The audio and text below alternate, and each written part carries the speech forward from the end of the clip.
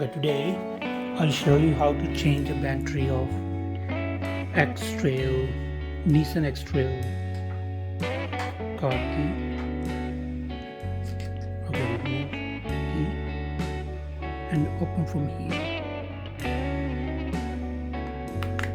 That's it, very easy.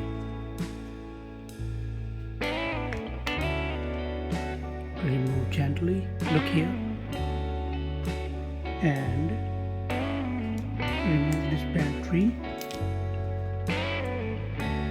here. Okay, now use the new battery and put it here.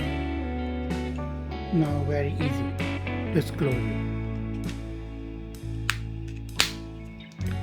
Ready. Hold on. Thank you.